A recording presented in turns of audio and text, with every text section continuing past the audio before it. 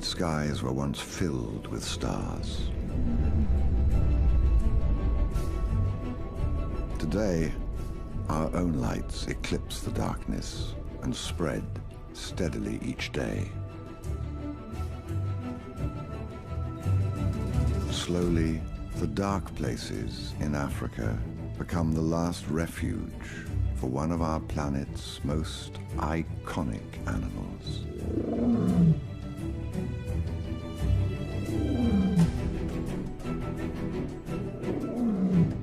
"50 years ago, 450,000 lions lived here, and today there may be as few as 20,000. And yet, in these remote places, some of the most dramatic stories on Earth are played out. They are harsh, sometimes violent, never malicious, and always real. This is a story of some of the last wild lions on Earth.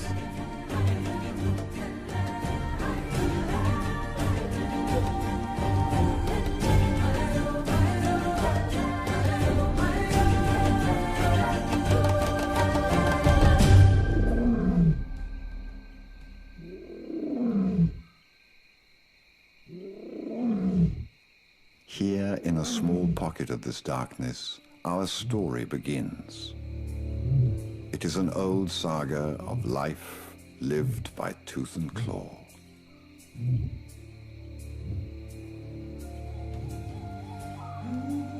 A lioness in perfect condition.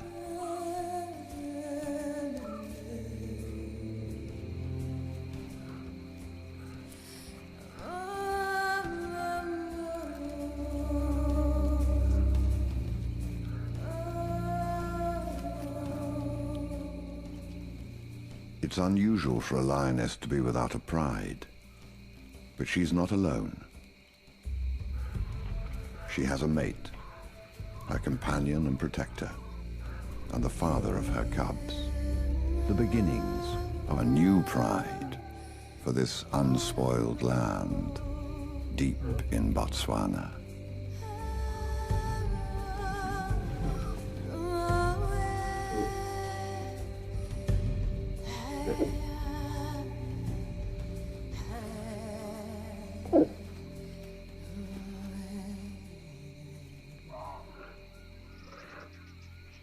Tonight, the bush is uneasy.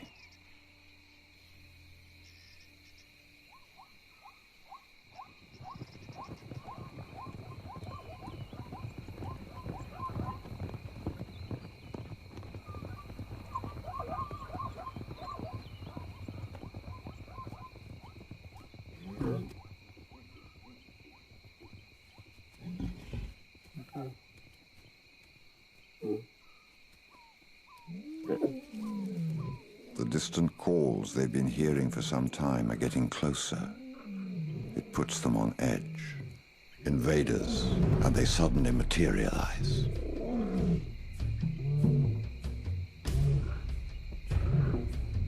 Lions from the north, forced here by the relentless encroachment of man.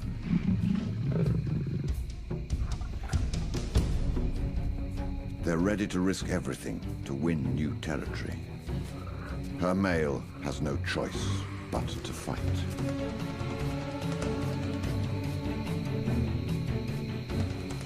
It's a battle that could change the bloodlines here forever.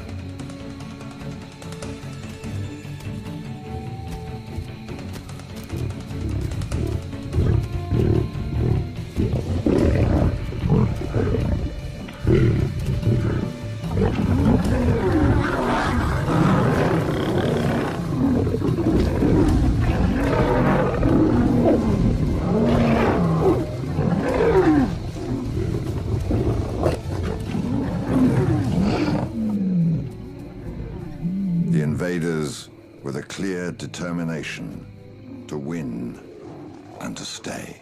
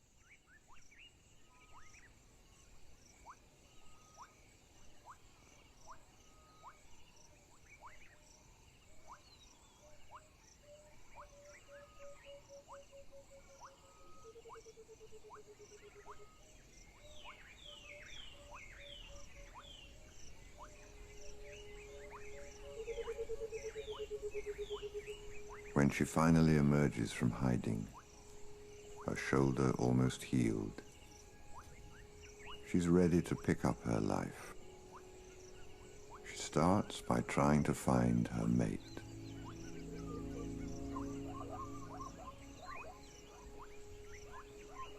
Every sound makes her freeze. Every breath of air brings unfamiliar scents.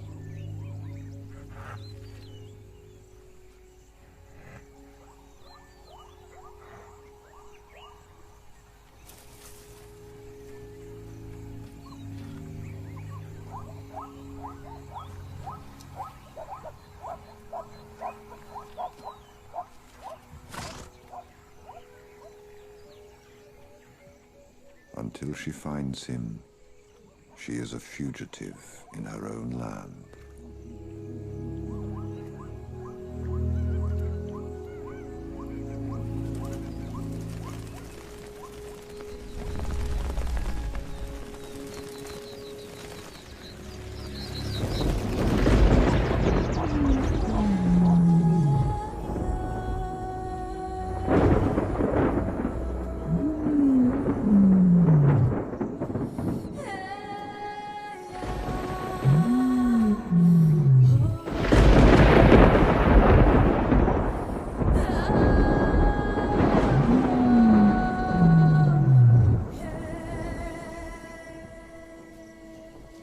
By now, her mate has had weeks to recover.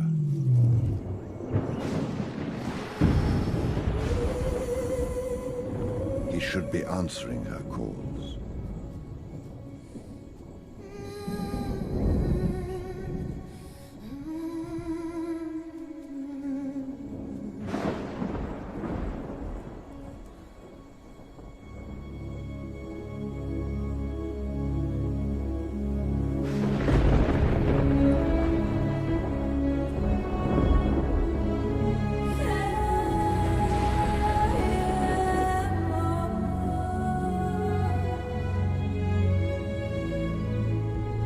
His wounds are too severe. His spirit has gone out of him. He's become old, damaged, broken.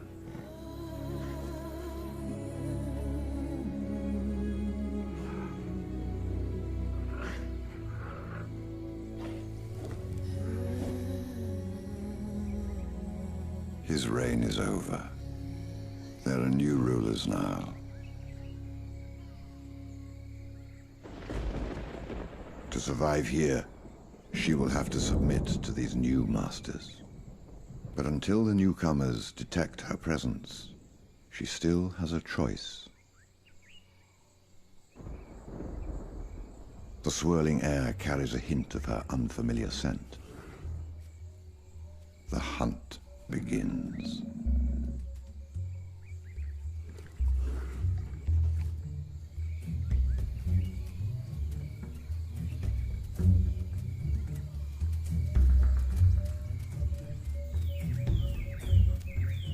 She decides to leave immediately. For she has a secret, all that is left from her old life, a secret that must be protected.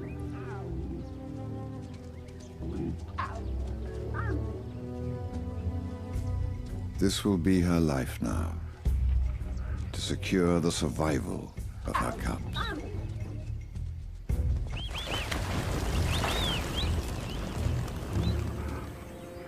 With the males behind her, backtracking is impossible.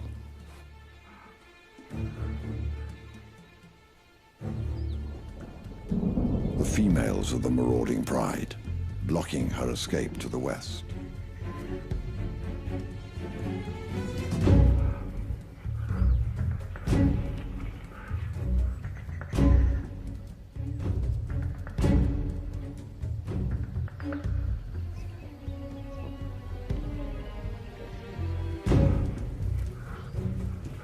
leader will remember the violent night they last met as vividly as she does.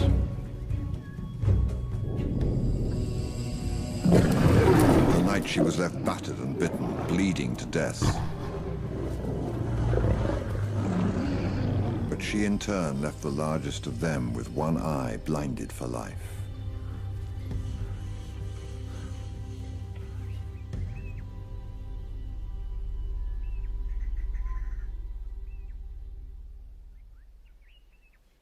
It's a wound the silver-eyed leader of the Pride will never forget.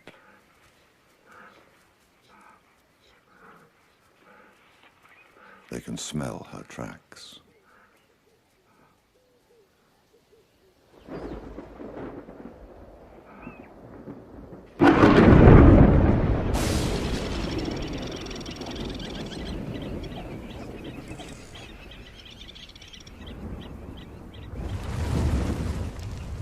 The storm ignites the bush, and she's trapped. Now she must choose. North towards the villages and people, or south along the fire line to an even more daunting obstacle for her, the swollen river.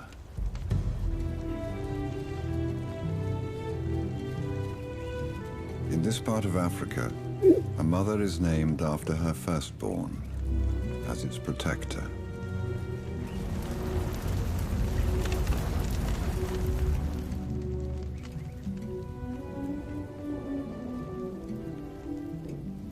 He was always just a little smaller than the other two. Slower. Prone to getting lost.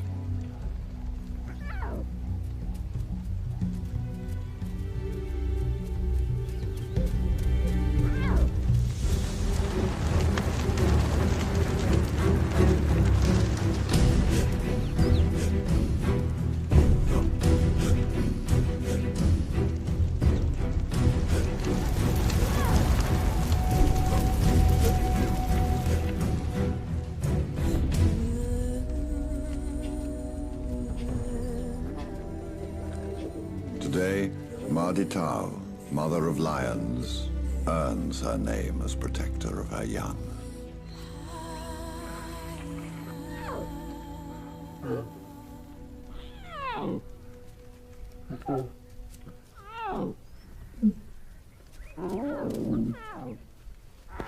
As the smallest, he must get used to being constantly bullied. It'll either build him up or wear him out.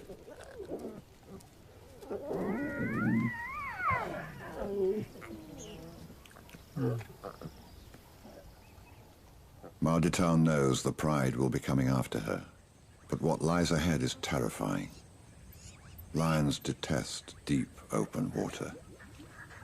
It hides things that seem unnatural to them. But the options behind are worse.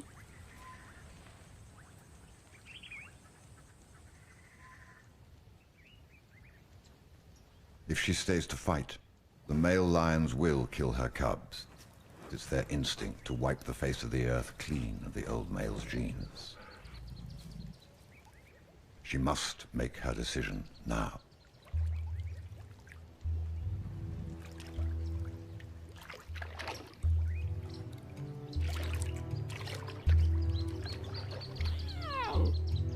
The male cub doesn't hesitate this time. He knows to stay close. His sister wades in more cautiously. But the third cub holds back, scared of the water.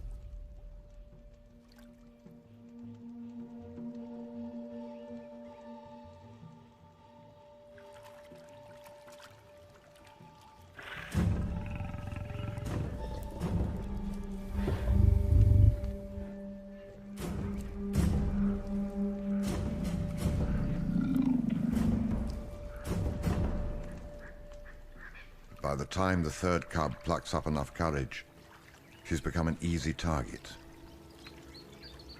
both on the land and in the water.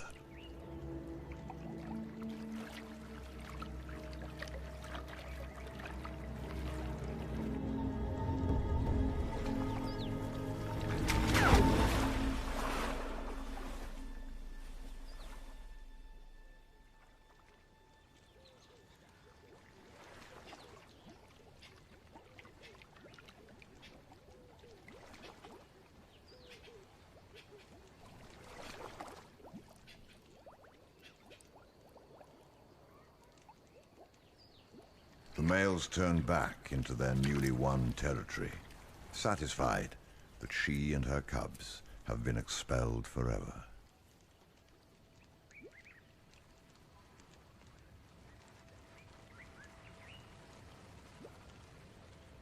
The silence is the condemnation. Marditau the Protector has failed for the first time as a mother. As she turns away, she is turning her back on her past, on the pride that was so desperate to be rid of her. And she steps forward into an uncertain future with her two surviving cubs, the little male and his sister.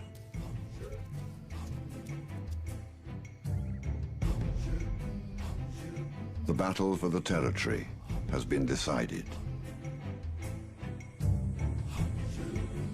Marditau and her cubs have escaped to an almost deserted island in the swamp, the only lions on this vast, isolated wilderness called Duba, in the middle of the Okavango Delta.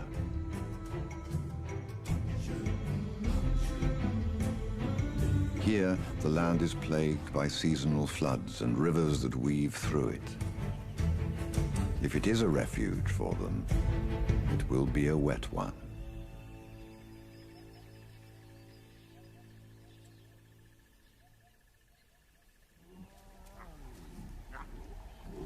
A few weeks have passed. Food has been scarce, but there are still no signs of other lions, and they're starting to feel safe at last. The smaller cub has gained renewed confidence by being one of just two cubs now. In his heart, he's a hunter, always ready to explore the endless possibilities that lie in wait for a cub with a restless spirit.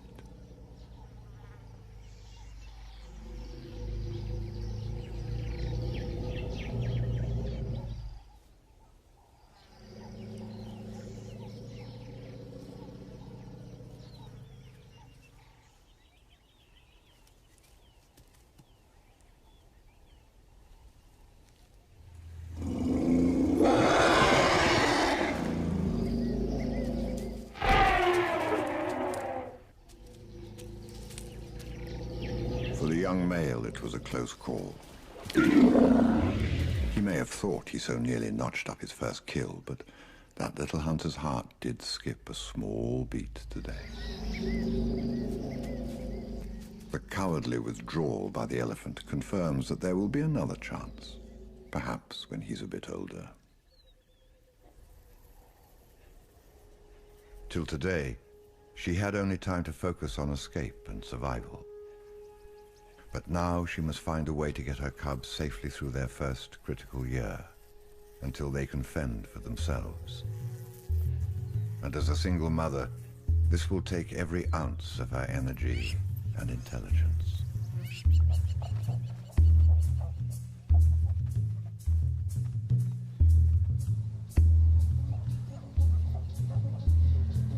The fire and march of human settlements to the north have driven other animal refugees towards the island. Duba is about to change.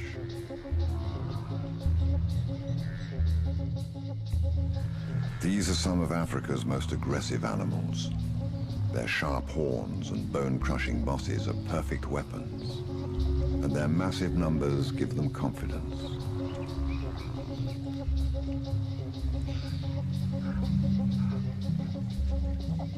At the head of the herd, is one of the most fearsome of them. A scar-faced bull weighing almost a ton.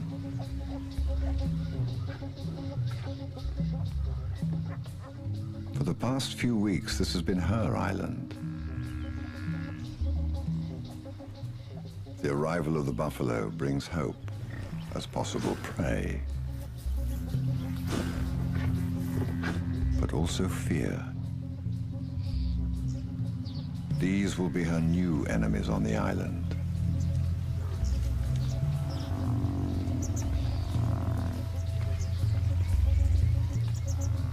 Buffalo are not easy prey.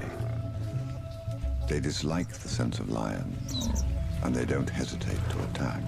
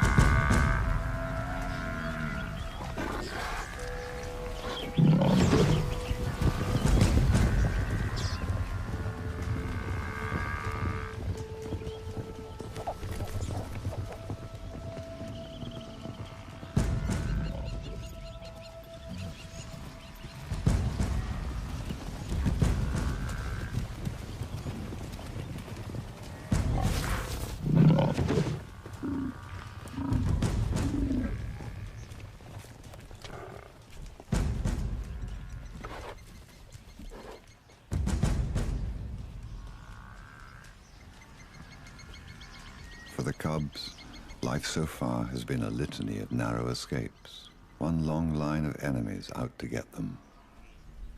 A strange way to start life as king of the beasts.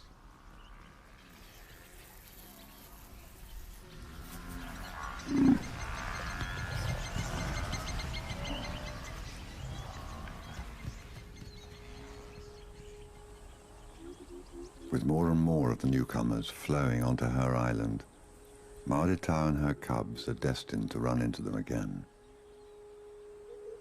The herd's pathfinder is now aware that this island has lions, and from now on, he'll always be on the alert. It will be an almost daily conflict, unavoidable in this open yet confined space.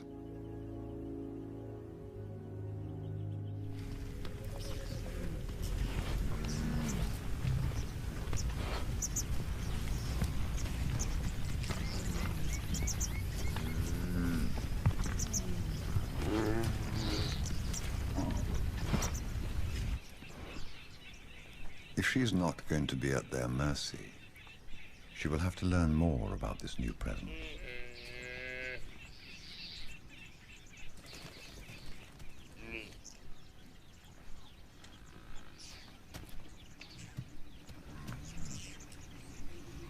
She will have to test them for weaknesses, and she must look beyond the strong outer wall of their heavy armaments.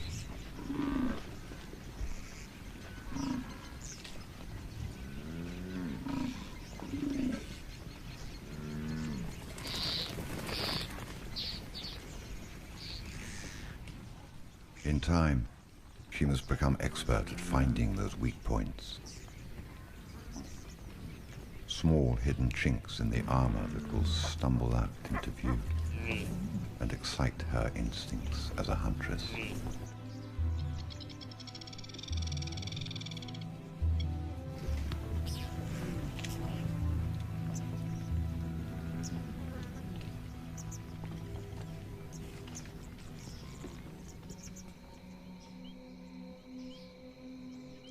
Night is an advantage for her. She can hide in the shadows of a crescent moon and let her eyes brighten to take in her quarry.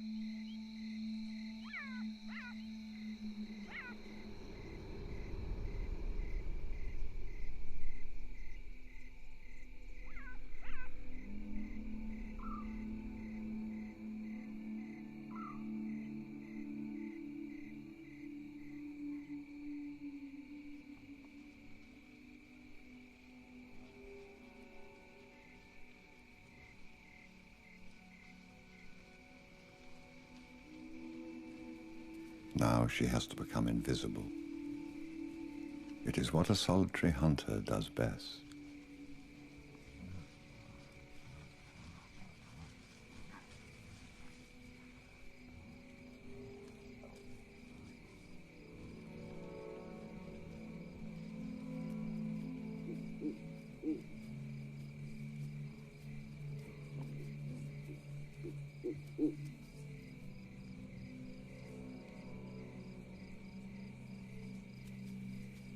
The damp grass helps her perform like a silent ghost, flitting in and out of reality.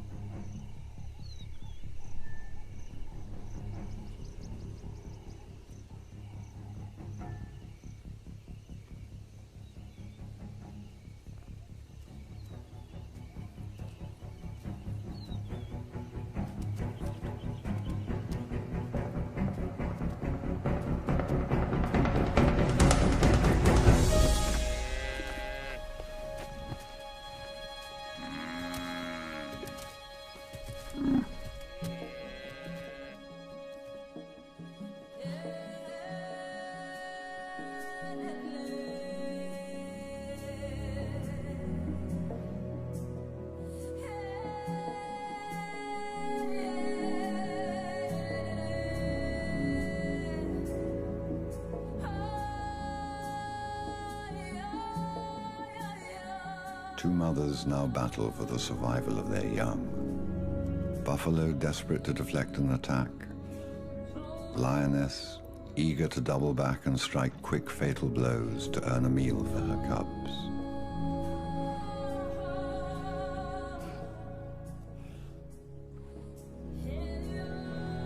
It's the eternal dance of Africa.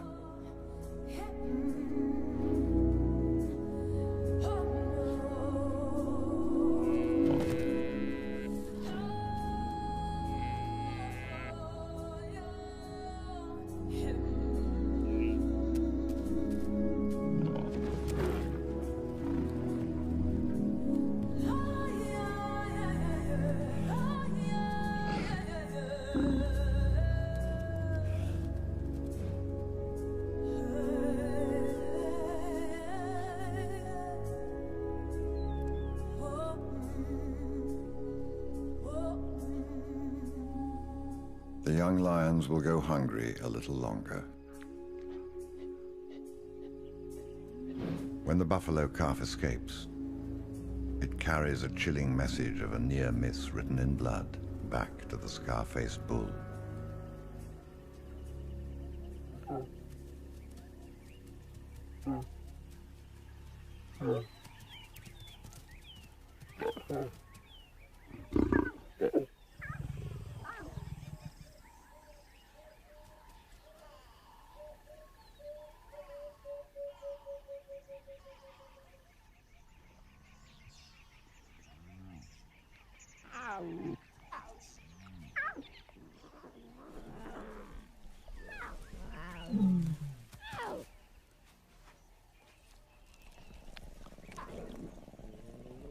It's a race against time.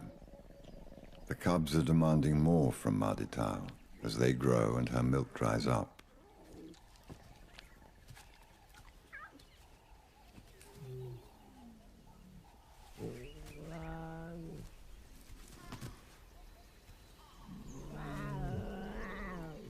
The small male doesn't seem to want to compete. But while he bonds with his mother, his sister grows stronger all the time.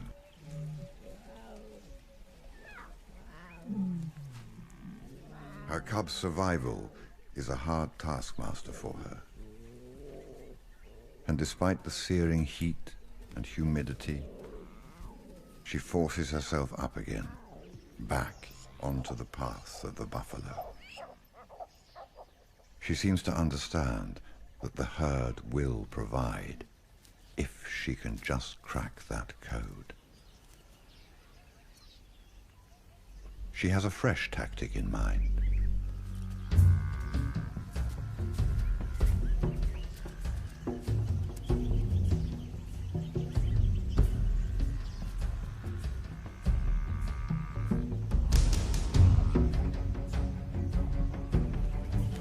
Having taken up her position, she tries something very sophisticated.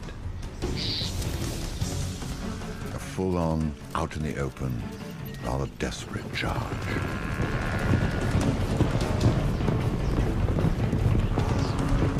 It panics the herd. A lion hunt is as much a mind game as it is a physical explosion of violence. What she doesn't know is that the commotion of the hunt has drawn interest from across the river. Silver Eye.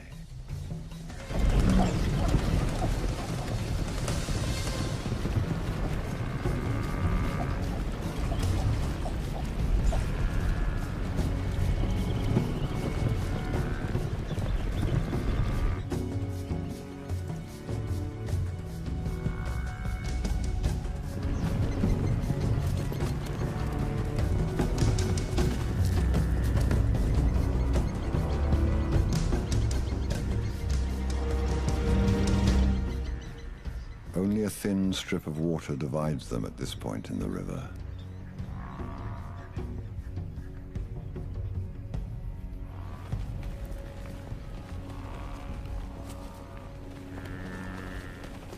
The intensity keeps Marditau focused, perhaps too focused.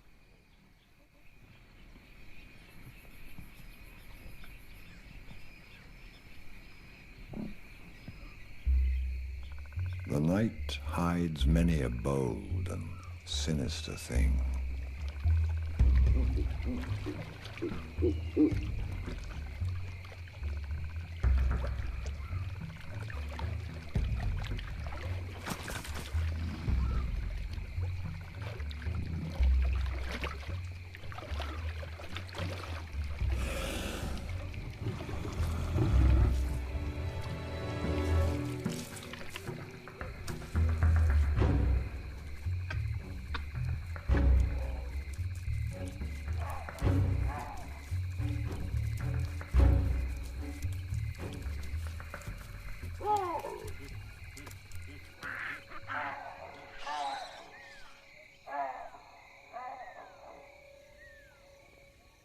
Signs of change often come in the slight shift of grass in the breeze, or a hint of a scent that brings disturbing news to Marditau.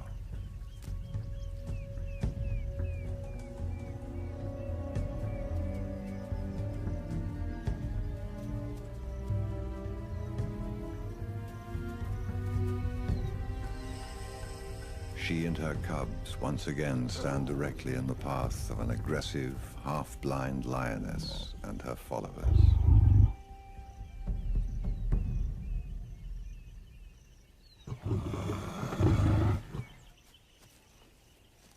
Marditau's hostile warning buys her time against these huge lions, who present a united force, though lack the confidence of her local knowledge.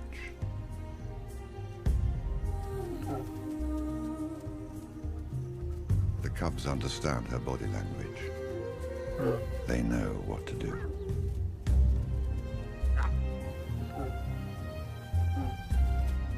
This territory is her last option. There is nowhere else for her to go. If she flees from the island, she'll immediately have to face the males patrolling the far bank. And if she were to avoid them, at the horizon, there are people, villages, guns.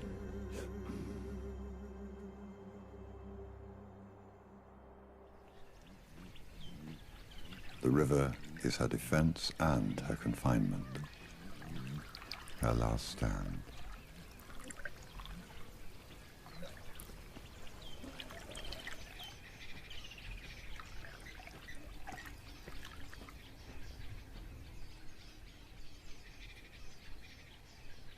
This island lives and breathes by a different set of rules to the rest of Africa.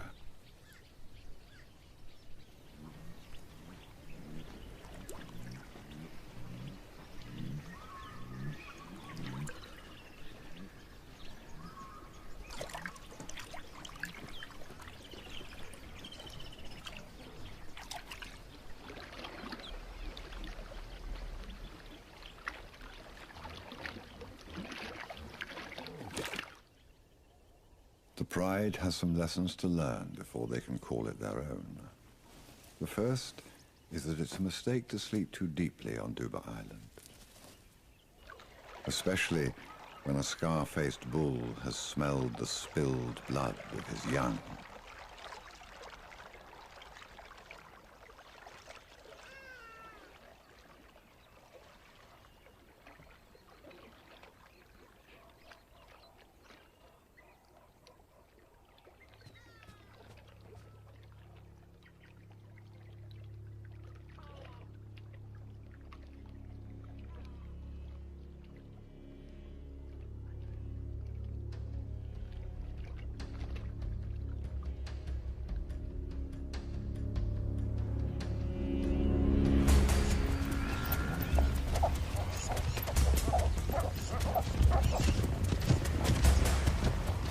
Madtau hears the buffalo attack. She pictures the chaos from bitter experience.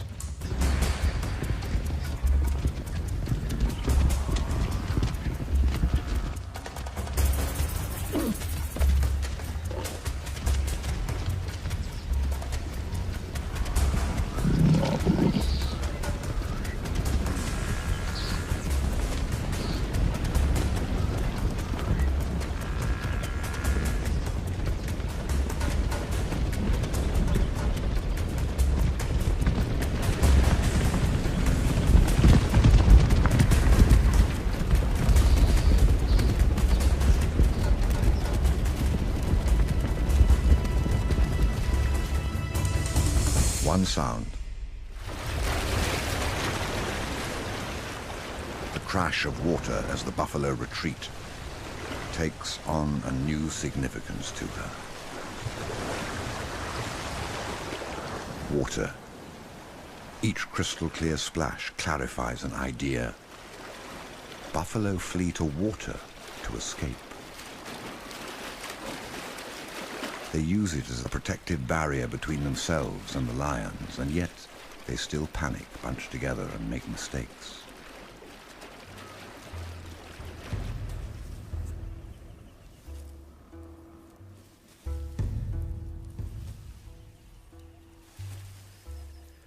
If she can make water her strength, it will be their weakness.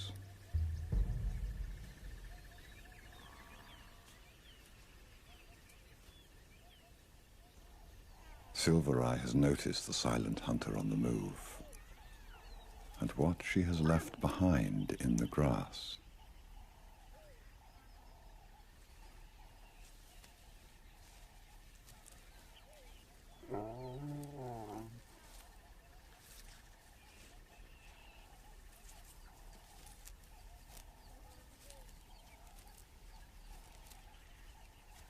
The casual awakening is deceptive. She's giving the huntress time to leave. Enough time to get involved in the hunt.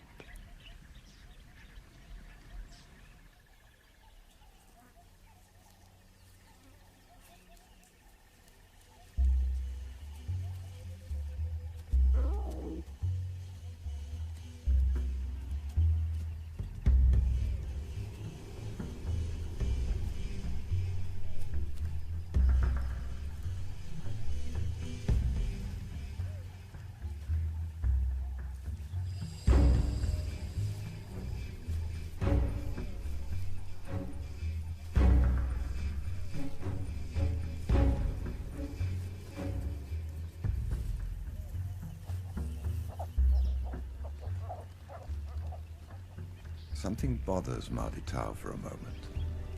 Some instinct.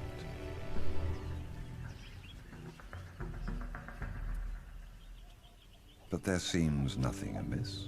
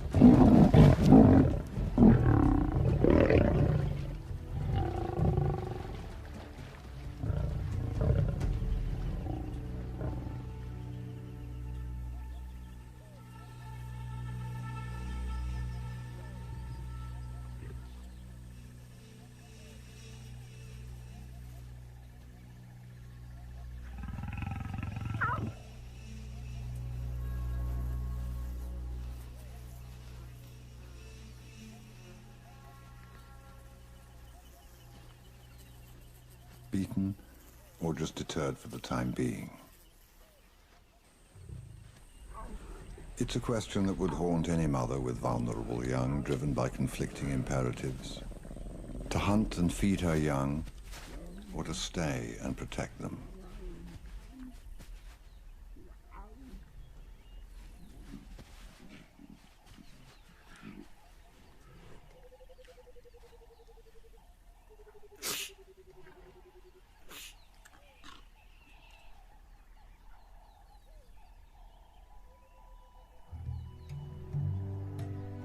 With the pride safely in retreat, the young male cub turns his attention to a much greater challenge, like being king of the hill, even just for a moment.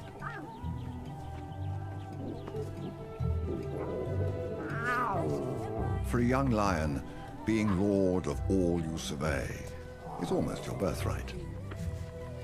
If only one's sister would accept it.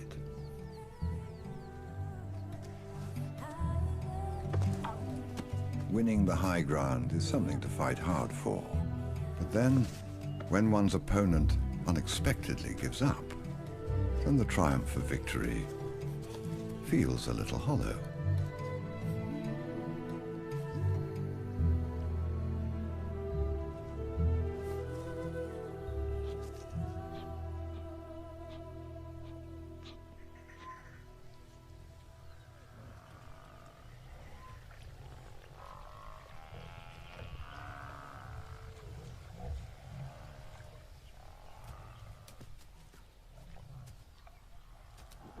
With each day she hesitates or fails, her cubs get closer to starving.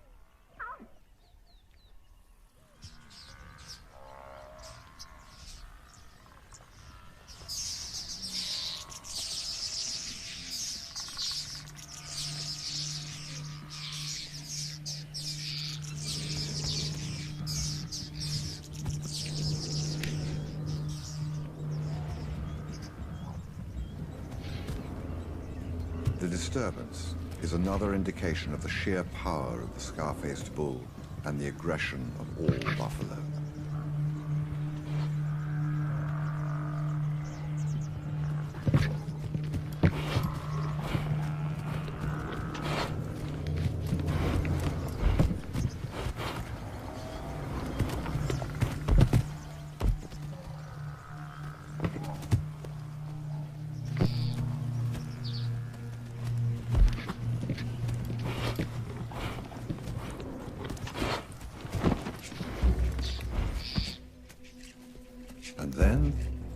seems to see the solution to her problem.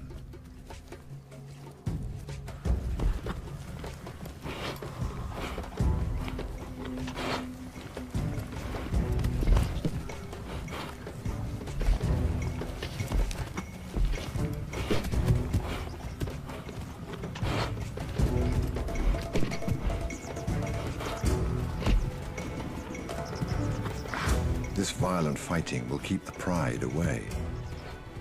If she can move her cubs up close to the herd, but keep them hidden, they will be safe from Silvereye, and Marditau will be able to leave them to hunt again.